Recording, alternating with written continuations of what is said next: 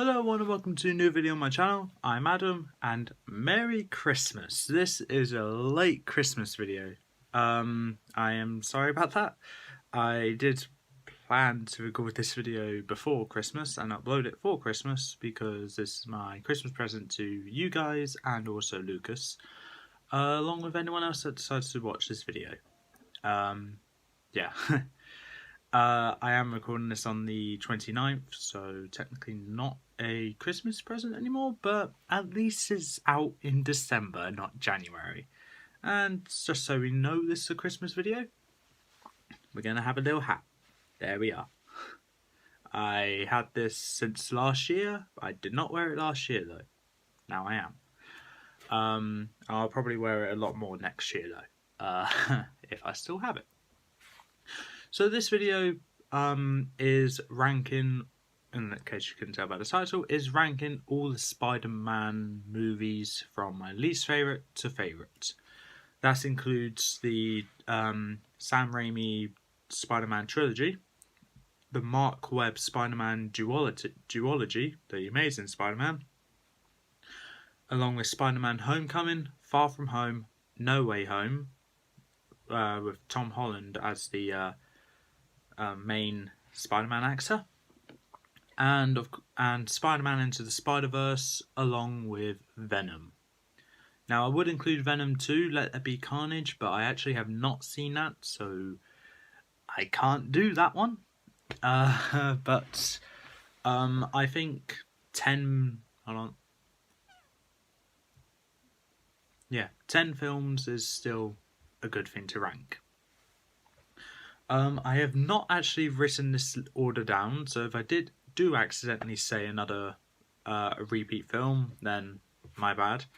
But and this doesn't really have anything to do with Christmas, but technically No Way Home can be classed as a Christmas movie, because there are some Christmas hints in it which can imply it's in Christmas. So I'm going to accept that and use that to my advantage. Before I get into this, two things. One, this is my opinion, so if your opinion is different, please leave in the comments below why you think that. And also let me know which Spider-Man film is your favourite. And the second one is, spoiler alert. If you haven't seen any of these films, first of all, what are you doing here? Second of all, I will... Well, if you haven't seen any of these films, or if you haven't seen one of them, and I'm talking about if you haven't seen No Way Home, probably skip this video until you have watched it, because I'm not leaving timestamps of when the next film I talk about comes up. So I would suggest you just take a step away from this video and then come back after you've seen No Way Home, along with the other 9 Spider-Man movies, well, other 8 plus Venom. I'm including Venom because Spider-Man villain, and also for one simple reason, so I don't feel bad about having a Spider-Man movie in last place. Yep, 10th place is Venom.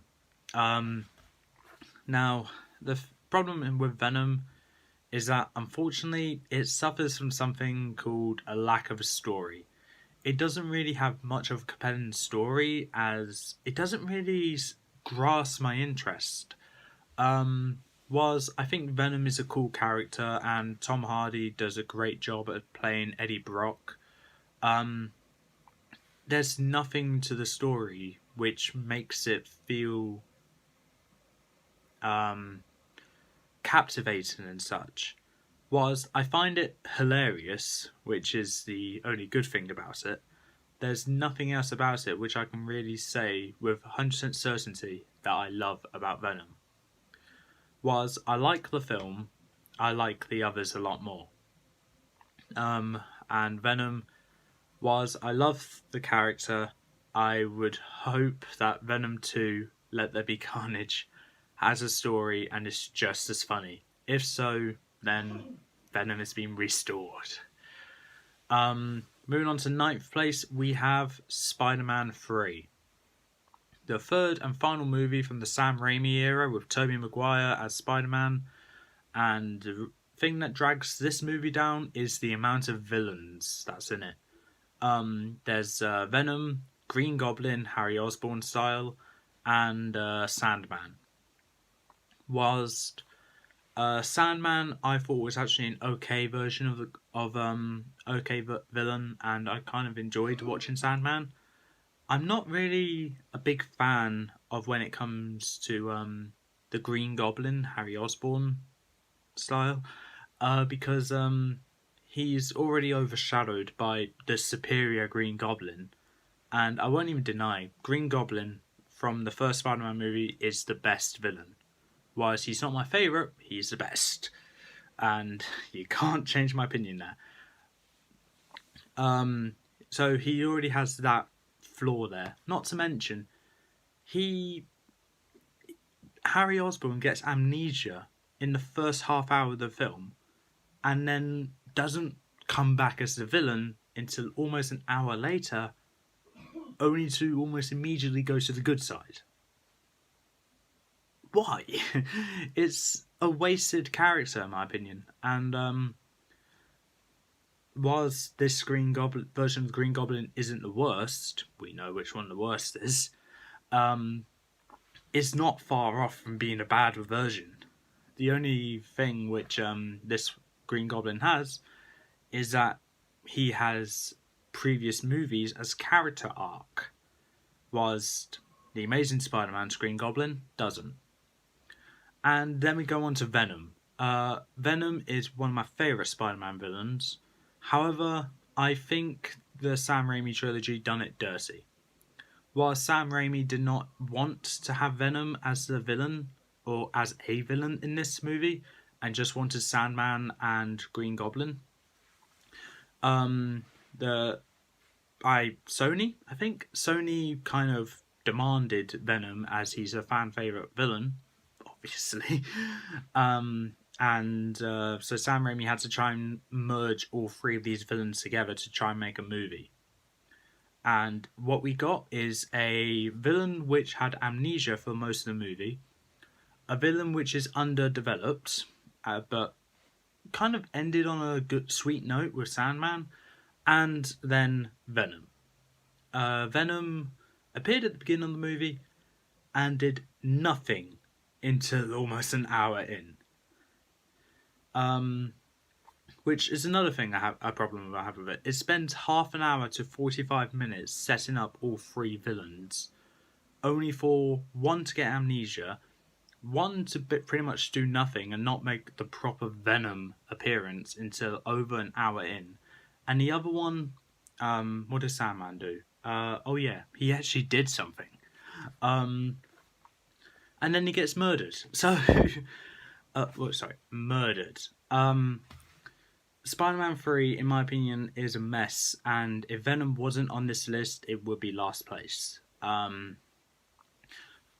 And the reason why it's last place, the main reason was the next movie I'm about to discuss has the same problems. The reason why that one's over this one, I personally prefer Andrew Garfield as Spider-Man over Tobey Maguire. Yep, The Amazing Spider-Man 2 is 8th place.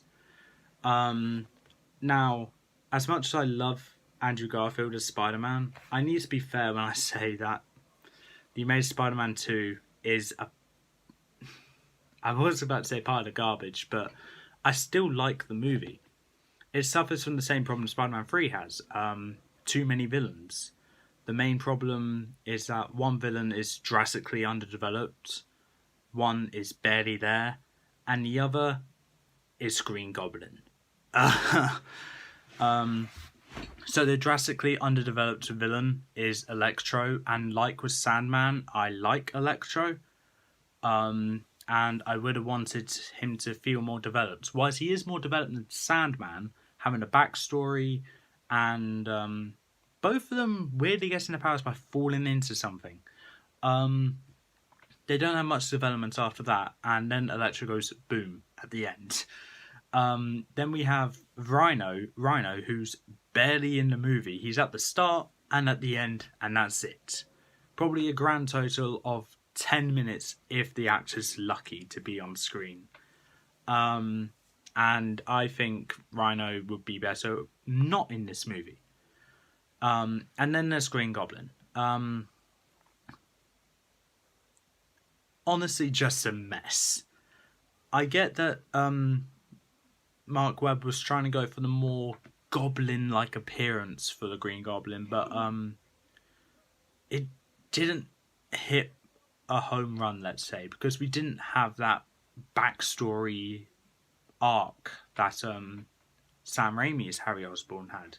This one just appeared randomly, became the Green Goblin, and then died. No, then got arrested. Nothing much else happened there, which is kind of a disappointing thing to see for such a big fan of Spider-Man. Not a diehard fan where I would watch the animated series, where I am, but not religiously wanting to watch it. And I don't read the comic books, but someone that has high-ish standards when it comes to these villains. And Harry Osborn's Green Goblin in The Amazing Spider-Man 2 is the worst villain. Just barely better than Rhino. And Electro and the relationship between Andrew Garfield, Spider-Man, and Gwen Stacy are the things that pull it up for me. Whilst the story is similar to Spider-Man 3's, with not being very set on what it wants to do because of how many villains there are, it does a good job. Plus it has a very emotional scene at the end when Spider-Man fails to save Gwen Stacy, which actually, looking back after watching No Way Home, is a good thing that that scene happened, but it's still sad to see, both in Amazing Spider-Man 2 and briefly in No Way Home. But what the events that happened in The Amazing Spider-Man 2, if they didn't happen, No Way Home would not be what it is now. So that's why I gave The Amazing Spider-Man 2 that extra boost where it surpassed Spider-Man 3. So with that, we have the 3 Tom Holland movies left, 2 Tobey Maguire, 1 Andrew Garfield, and Spider-Verse. 7th place, we will put... Oh, does it have to be this one? I'll be damned, it has to be this one. 7th place is Spider-Man Far From Home. I did not think I'd be putting Far From Home this low on the list. I really did enjoy it. But compared to the other Tom Holland Spider-Man movies, it is the worst by far. Mysterio is just a mediocre villain in my opinion, and I think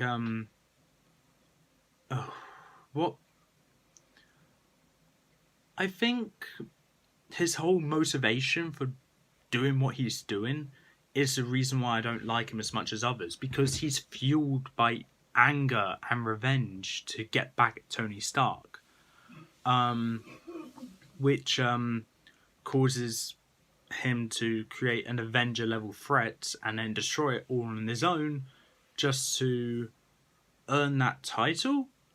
I'm sure I'm getting this plan horribly wrong, but even saying it, and if that is the right plan, it makes no sense. And this is obviously the film where everyone tries to cope without Iron Man, and it kind of sees Spider-Man's reaction and how he takes all of this. And to put it bluntly, I personally think it wasn't that good. I love the story, I love the action. I think Mysterio is the main problem I have with this movie. Whilst I love a good villain, Mysterio is not a good villain. And whilst I still rewatch the film every now and then, along with all the other ones, really. Out of all the Tom Holland Spider-Man movies, Far From Home is the least funny and has the worst villain. Moving on. 6th place, we have Now I'm torn between 3 here.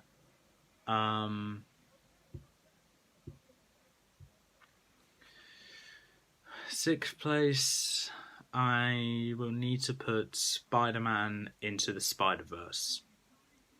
And I'm putting Spider-Verse at 6th place because I feel that nothing really drags it down. The reason why I have the other movies higher than it is because I personally prefer a live-action Spider-Man movie than an animated Spider-Man movie. I was apprehensive on watching it from the beginning and thought it would just be a bad movie. But after watching it, I realised that it's actually a really good movie. And the amount of detail that goes into said movie is undescribably epic. It's like a little hint into what No Way Home would be like. And bringing forth different versions of Spider-Man in a different universe with different coloured hair, different person entirely, not even a human, heck, different years, so like the 40s, or is it 40s? I'm not sure about that one, or the futuristic one. There's so many versions of these guys, and it really kind of expands your imagination on what possible other variants of Spider-Man can look like. While still sticking to that humanoid set, the suit can be entirely different. Not to mention the villains, Kingpin and the Prowler especially. They're both great villains. Not to mention, I don't remember her name. Dr. Olivia Octavius.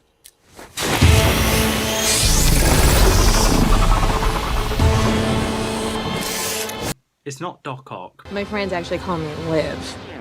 My enemies call me Doc Ock. Put it simply, she's an alright villain, not as good. Kingpin is a superior villain here, which is good because he's the main villain.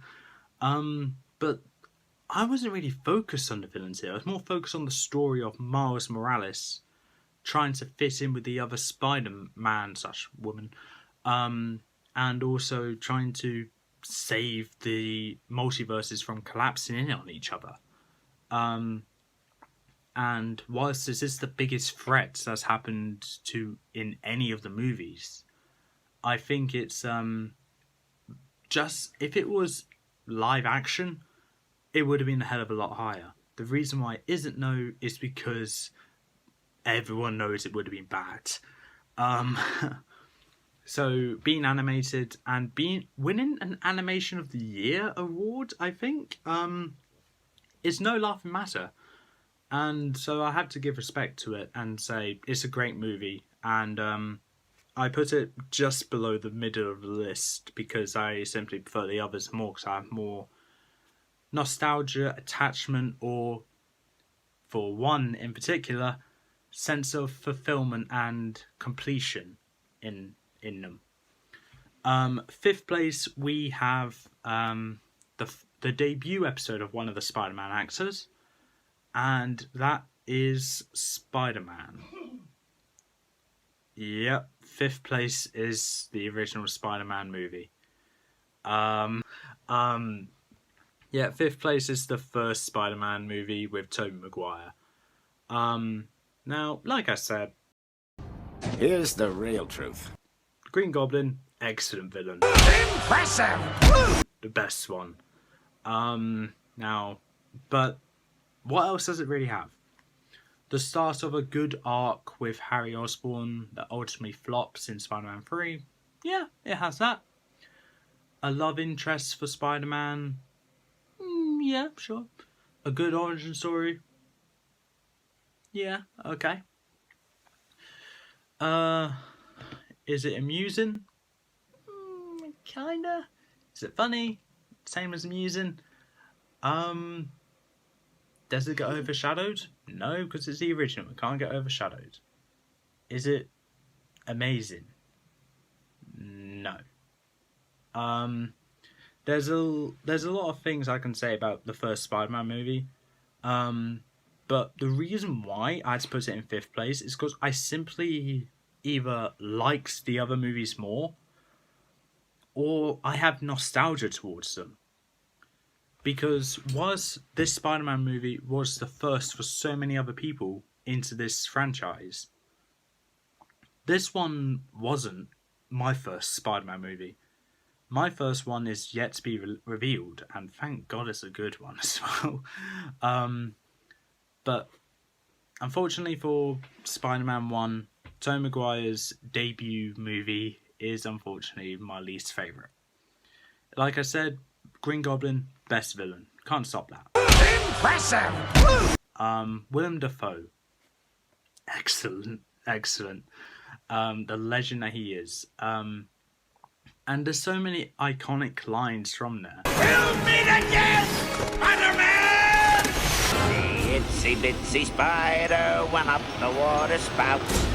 Down came the goblin and took the spider out.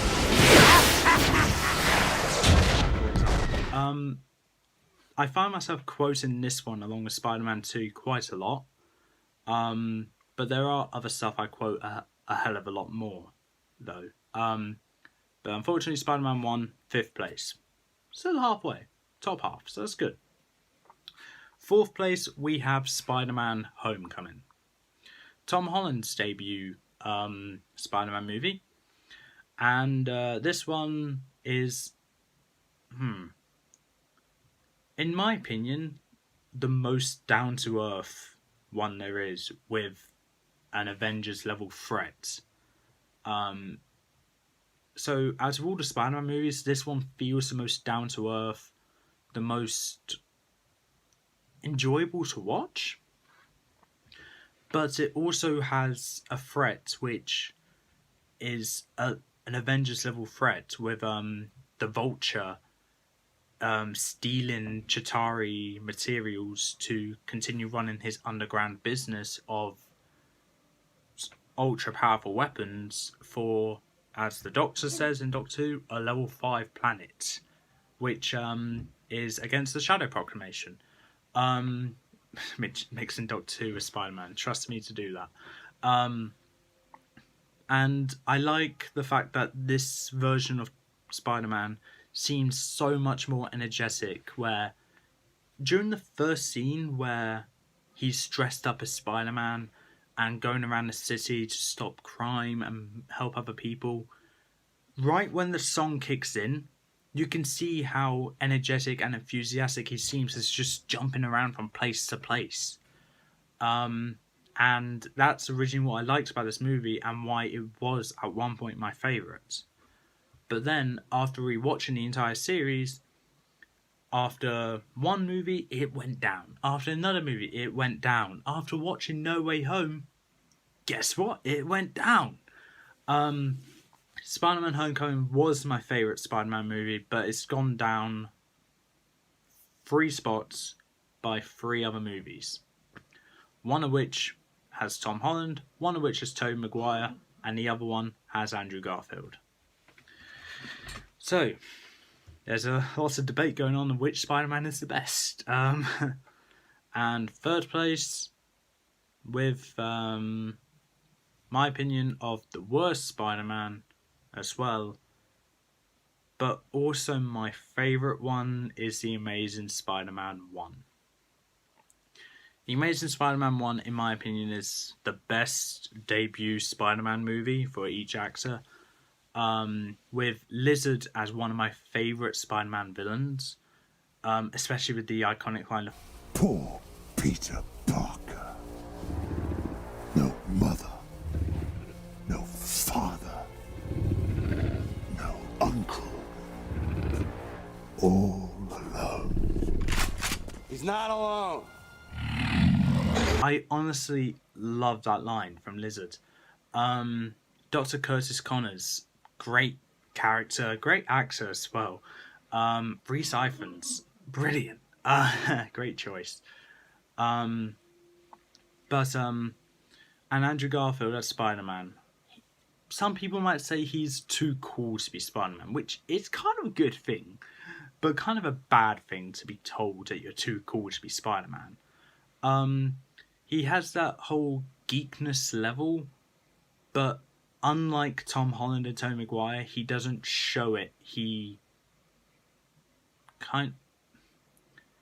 doesn't show it, he tells it. Like, when he talks, you can tell he's kind of on that geeky level, but when you're just looking at his facial reaction or his general appearance, you can't tell that. And that's more to do with his facial structure, as he looks arguably dashing. He's brilliant. He's fabulous. But The Amazing Spider-Man, I find to be the most funny of all the debut Spider-Man movies for each actor, and I found myself going back to this one over and over again because of how many good scenes there are. For example, the one where Lizard said that line to Peter, saying "poor Peter Parker" and all that. There's also the music montage of Peter Parker skateboarding around, kind of like showing off his happiness for getting a date, I guess, with Gwen Stacy. And of course, who can forget that scene on the bridge where Spider-Man encouraged this young boy to climb through a car to get to safety. And this Spider-Man in particular feels like he can show the most emotion without relying on the suit to show that emotion. He extracts that emotion that you want to feel for Spider-Man. And that scene in particular on the bridge shows it better than anything else. Jack. Oh, God. Thank God. You okay?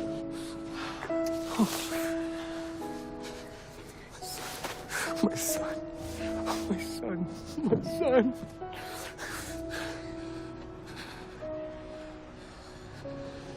Who are you? Spider-Man.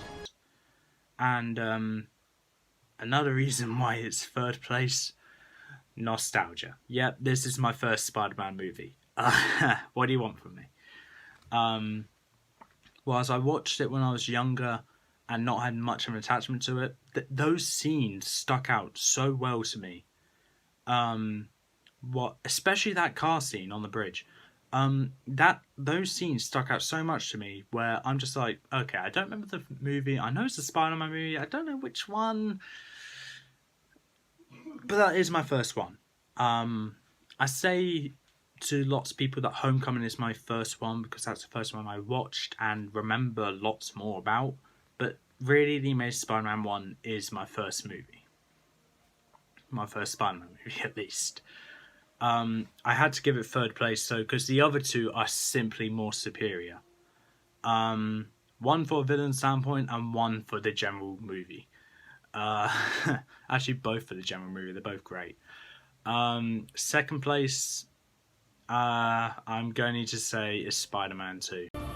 Ladies and gentlemen, fasten your seatbelts.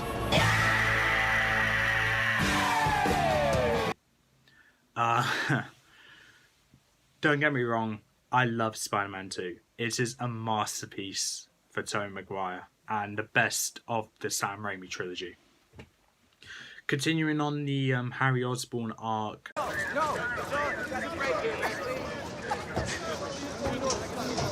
I'm ruined. I have nothing left except Spider-Man. He saved your lives, sir. He humiliated me by touching me. As well as developing the relationship between Peter and MJ, was not being together. You can tell they still have some sort of feelings for each other when they're seeing other people. Well, MJ's seeing other people. Doc Ock, Alfred Molina, come on. He's my favourite Spider-Man villain. He's my favourite Spider-Man villain. You can't go wrong with that. Whilst he's not the best, he is my favourite. And the movie as a whole very well put together, and some very good scenes from there. One in particular is the infamous train scene where Peter Parker just tries to stop the train using all the strength he can, and then finding out his identity has been revealed to the train passengers, but them saying they won't tell anyone, I think is a very heartwarming scene. And then to add on, when Doc Ock comes back to get Spider-Man, everyone just stands in his way and just says, you're going to need to go through me to get to him. It reminds me of the first Spider-Man movie where New York stood up for Spider-Man. So there's some things from the previous movie which it brings back and does in a better format for me. Along with the final confrontation, was granted not being long, is still a good confrontation.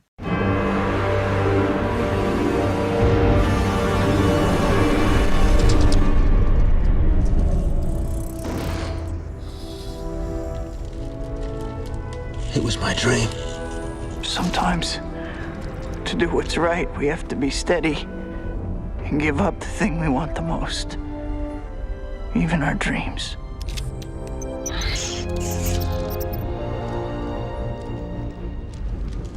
You're right.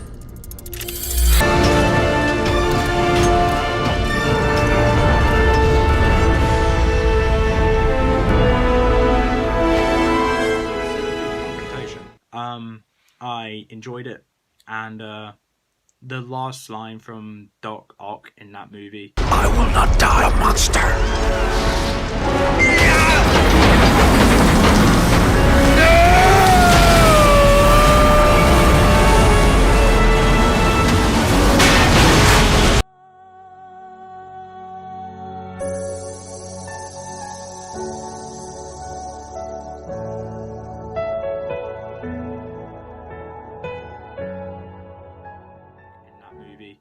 I think sums up his character as a whole. He wasn't fueled with anger. He wasn't wanting to kill Spider-Man. He didn't want anything. He just wanted to have his science experiment work. But it was the AI, artificial intelligence, inside the robotic arms that made him do that. Made him do what he wants. But when he eventually gained control of them, his last words before he drowned himself, along with the arms and the power of the sun, his last words were, "I will not die a monster." And damn it, you did not die as a monster, mate. That's basically summing up Doc Ock. He doesn't mean to be a villain. Yeah, number one, No Way Home. Spider-Man No Way Home. There was no way this was not going to be number one for me. This one had to be number one. Because, well, let's start things off. The story, very well put together. The first half, granted, not as good as the second, but it had scenes where it had Spider-Man versus Dr. Octopus, and also introducing Green Goblin, Sandman, Electro, and even Lizard. How did I forget Lizard? All at once. And Ned, MJ's, and Peter's reaction to Dr. Octopus's name, and just everyone else in general of how they know each other somehow. And then you got Doctor Strange trying to insist on sending them back, but Peter refusing, trying to cure all these people. Starts with Dr. Octopus, which works, and when everyone else eventually goes rogue, he stays good, which surprised me, but didn't upset me, because he's not a villain.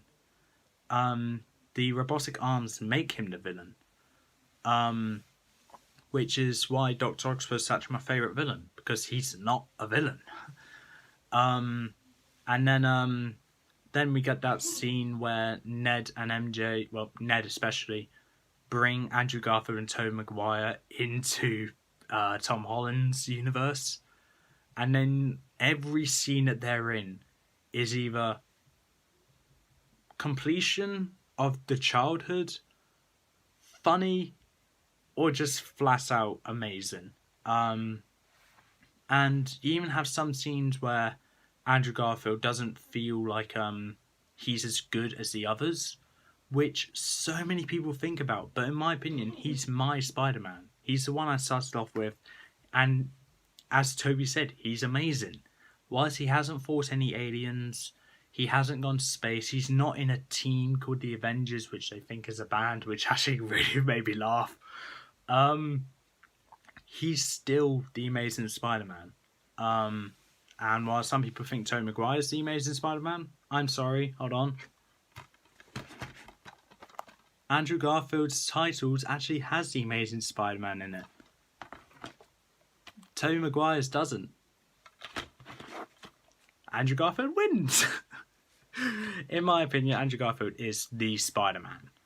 And a bit of an unpopular opinion, I think the worst Spider-Man is Tobey Maguire. That's a video for another day, though.